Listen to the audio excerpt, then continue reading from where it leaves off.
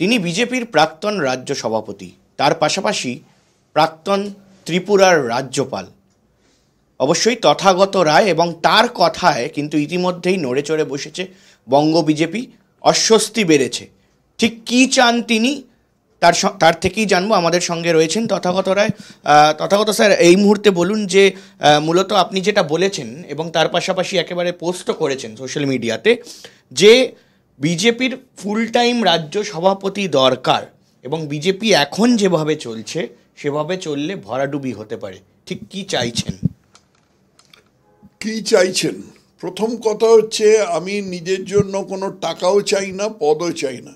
ঈশ্বরের আশীর্বাদে আমার যথেষ্ট টাকা আছে, আর পদ আমাকে দেবার বিজেপির কোনো প্রশ্ন নেই, কারণ আমার বয়স 75 পার হয়ে গেছে বহুদিন, এখন পদ দেবে না।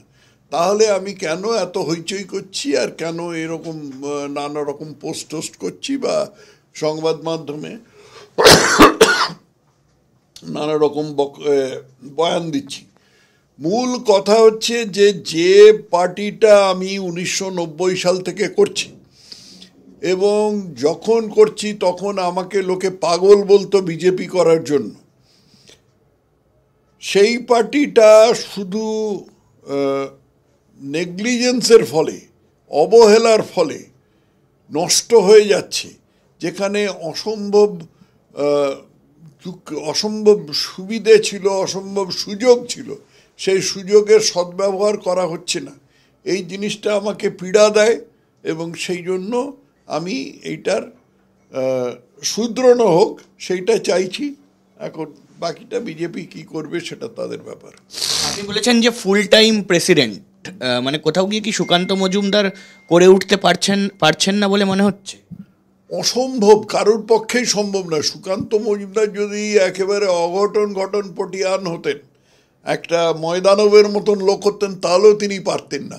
দিল্লিতে একটা প্রতিমন্ত্রী হয়ে থেকে পশ্চিমবঙ্গের মতন এরকম উপদ্রুত রাজ্যে এইরকম একটা ঘুষপেট বা এরকম একটা সংখ্যালঘু তোষক রাজ্যে একটা পাশে একটা কট্টর ইসলামী রাষ্ট্র আছে, সেখান থেকে ক্রমাগত অনুপ্রবেশকারী আসছে, এরকম একটা রাজ্যে কারুর পক্ষে সম্ভব নয় বিজেপির মতন একটা দলের নেতৃত্ব দেয়া। একই মানুষ দুটো পদে থাকবেন, কেন থাকবেন আমার মাথায় আসছে না।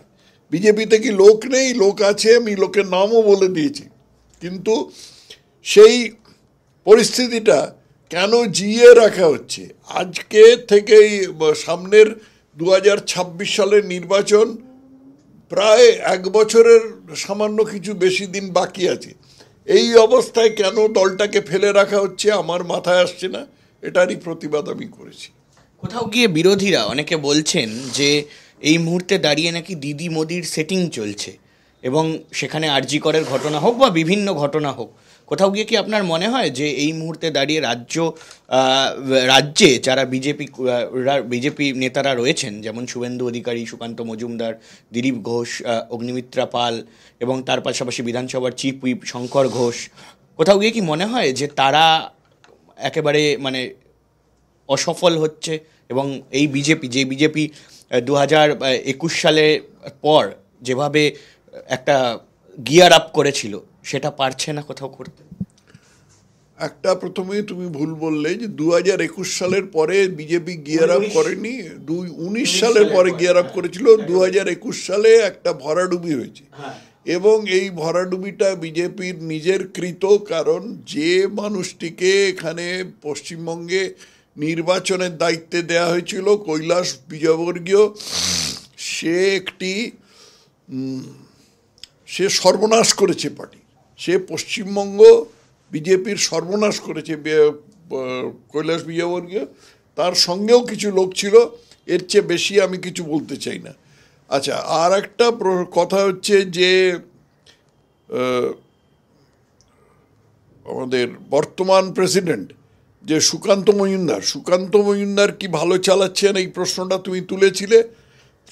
উত্তরে আমি বলবো যে সুকান্ত মজুমদার কেন, কারুর পক্ষেই দিল্লিতে একটা প্রতিমন্ত্রীর দায়িত্ব আর কলকাতায় একটা পার্টির সভাপতির দায়িত্ব দুটো একসাথে চালানো সম্ভব নয়, অসম্ভব, ফিজিক্যালি ইম্পসিবল। এই জিনিসটা কেন বিজেপি নেতৃত্ব বুঝছেন না আমি জানি না, কিন্তু আমি এটা নিয়ে বলে যাব। এরপরে দিদি মোদি সেটিং আছে কিনা এ সমস্ত নিয়ে আমার কোনো ধারণা নেই, আমি কিছুই বলতে পারবো না, অতএব আমি কিছু বলছিও না। দিলীপ ঘোষকে কি ফেরানো উচিত? না, ফেরানো উচিত না।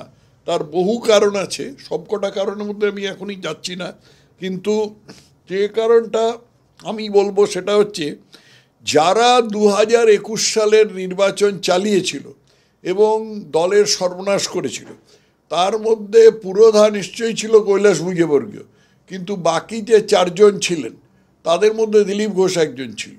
দিলীপ ঘোষ ছিল, কৈলাস বিজয়বর্গীয় ছাড়া শিবপ্রকাশ ছিল এবং অরবিন্দ মেনন ছিল।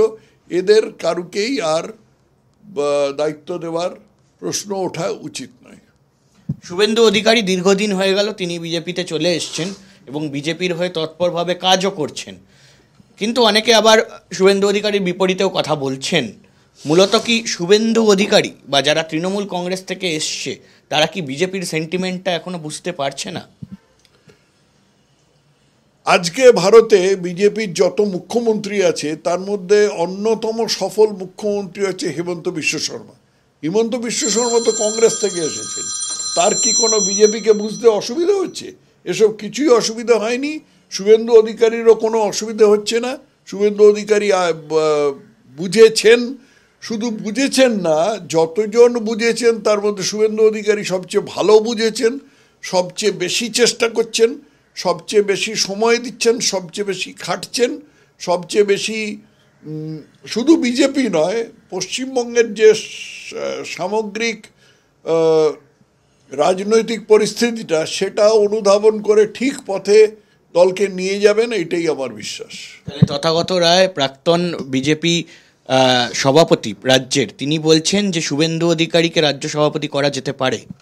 যেতে পারে মানে আমি তো খুব পরিষ্কার করে বলেছি, আবার এখন যেতে পারে প্রশ্ন উঠছে কেন? আমি খুব পরিষ্কার করে বেশ কিছুদিন ধরে সোশ্যাল মিডিয়ায় বলেছি যে শুভেন্দু অধিকারী যোগ্যতম লোক। এটা আমার উপলব্ধি, আমার ধারণা। বিজেপি নেতৃত্ব এটাতে একমত হবেন কিনা সেটা তাদের ব্যাপার। কিন্তু মূলত আমরা যেটা দেখে থাকি যে একটা গ্রাফিক্যাল বিষয় রয়েছে যে আরএসএস ঘরানা বা বিজেপি ঘরানার থেকেই মূলত দায়িত্ব দেওয়া হয় প্রতিটা রাজ্যে, এবং অনেক জায়গায় সেটা পরিবর্তন হয়েছে অবশ্যই, যেমনটা আপনি বললেন হিমন্ত বিশ্ব শর্মা, কিন্তু সেটা কি সঠিক হবে? আরেকজন অত্যন্ত সফল মুখ্যমন্ত্রী যোগী আদিত্যনাথ, তিনি তো আরএসএস ঘরানার নন, তিনি হিন্দু মহাসভা থেকে এসেছেন, কিন্তু তিনি মূলত রাজনীতির লোক ছিলেন না।